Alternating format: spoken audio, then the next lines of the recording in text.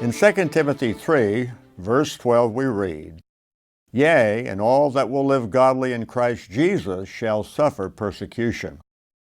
Persecution against Christians is a fact of life, especially in the end times. Jesus said in Luke 21:12, "But before all these they shall lay their hands on you and persecute you, delivering you up to the synagogues and into prisons, being brought before kings and rulers for my name's sake." We could cite many examples of Christian persecution. For example, a Pakistani Christian man by the name of Ashfaq Masih, 34 years of age, was sentenced to death by hanging after being accused of blasphemy in 2017. A customer refused to pay him for work that he had done. The customer said, "I am a follower of Pir Fakir. Don't ask for money from me." Masih told the court, "I told him that I am a believer in Jesus Christ and I don't believe in Pir Fakir. Please give me my money."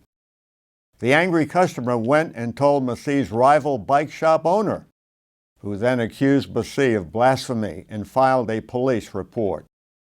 Masih explained, "Muhammad Naveed, who is also a motorcycle mechanic and has started a shop in front of me, and was jealous because my business was doing well and has had a good reputation in the area.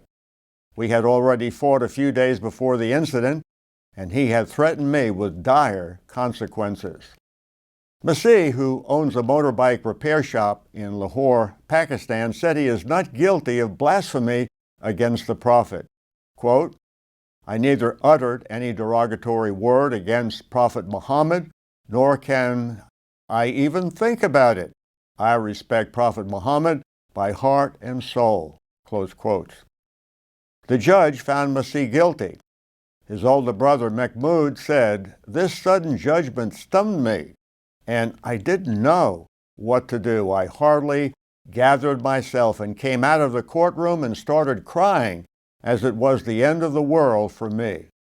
I rushed home and informed my family. My wife and children also started crying." Close quotes. In the United States, Christians have lived and served God without the persecution that Christians in other nations have faced down through the centuries. Recent events, however, show that this is quickly changing.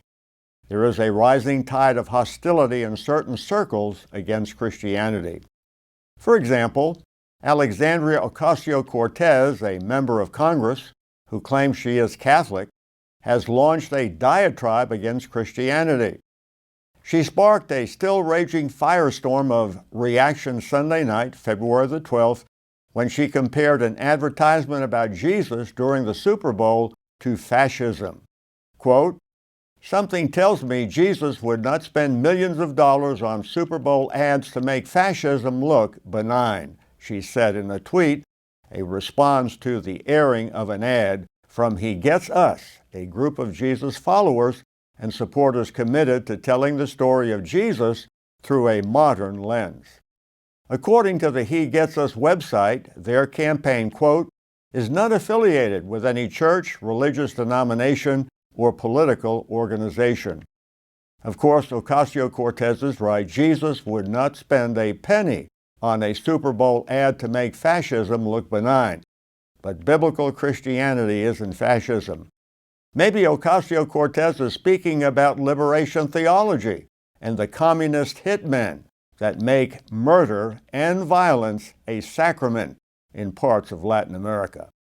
The left apparently refuses to call anything persecution until the saints are beheaded and lions are digesting the bodies of the faithful. Such scorn from non-believers, however, does not fit the general definition of persecution, which can be defined as, quote, "hostility and ill treatment, especially because of race or political or religious beliefs," close quotes. In fact, Jesus clearly taught that persecution can and will take on many forms that do not result in death. In Matthew 5:11 and 12 we read, "Blessed are ye, when men shall revile you and persecute you, and shall say all manner of evil against you falsely for my sake. Rejoice and be exceeding glad, for great is your reward in heaven. For so persecuted they the prophets which were before you." Of course, not everyone agreed with Ocasio-Cortez. At the Super Bowl, two outstanding young black athletes, Patrick Mahomes and Jalen Hurts, demonstrated their love for America and Jesus Christ with no shame or regret. When our national anthem was performed by country star Chris Stapleton, there seemed to be strong emotions. The head coach of the Philadelphia Eagles and several players were seen with tears running down their cheeks during Stapleton's stirring rendition, and it certainly was that way in the stands and in many homes in America. We should also not forget the January 2nd showdown between the Buffalo Bills and the Cincinnati Bengals. 9 minutes into the first quarter of the gridiron battle, 24-year-old defensive back Damar Hamlin tackled Bengals wide receiver T. Higgins, then taking 2 steps and collapsing backward on the turf. Hamlin, who suffered cardiac arrest, was in critical condition. As news reports provided daily updates of Hamlin's condition, the word prayer was heard repeatedly on various network talk shows. Former NFL quarterback and ESPN analyst Dan Orlovsky bowed his head and voiced a prayer during a live broadcast the day after Hamlin's admittance to the intensive care unit. Quote, "While some in today's culture criticize crisis-driven prayer, those who believe in an omnipotent God know that asking for His help is the most practical thing one can do," said retired NFL player and pro-life advocate Benjamin Watson. In present-day China, however, public prayer, churches and worship services, religious activities, and opinions that challenge the so-called party line are condemned and lead to incarceration or worse. On December the 9th, 2018, Pastor Wang Yi of Early Rain Covenant Church in Chengdu, China, was arrested and detained. 1 year later, in December of 2019, Wang Yi was sentenced to 9 years of incarceration. Shortly after his arrest, Early Rain Covenant Church released his treatise, My Declaration of Faithful Obedience, which was translated into English and several other languages and read by hundreds of thousands of readers as it circulated worldwide on the internet. Prior to entering the ministry, Wang Yi was a human rights activist and lawyer. His Declaration of Faithful Obedience is one of the first widely circulated declarations by a house church pastor in China in the 21st century. This new book, written by Wang Yi and others, gives a comprehensive view of the situation in modern China, a nation of 1,400,000,000 people. Wang Yi's particular point of contention with the Chinese Communist government has to do with the question of final authority. Who has final authority in the church and over church affairs, Jesus Christ or the secular government? Wang Yi is clearly on the side of Jesus. That's the right side. King Jesus is the final authority, not the state. Wang Yi has made it publicly known to the communist government that he loves China and does not want to leave China. He also stated that he knows that governments, including the communist government in China, have been ordained by God. He believes the state has an important role to play. But he boldly affirms when a government decision is contrary to that of Jesus Christ, he and all obedient Christians will follow Jesus. Now, China does have a state-approved church, the Three Self Church: self-governance, self-support, and self-propagation. It operates under the Three Fixed policy.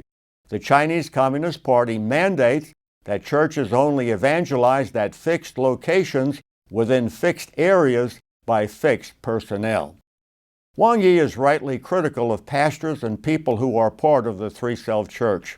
In his provocative and fiery essay, Why We Are a House Church, Wang Yi writes, quote, "Many local Three Self Churches continue to help their local governments persecute the house churches following the shameful ways of Judas.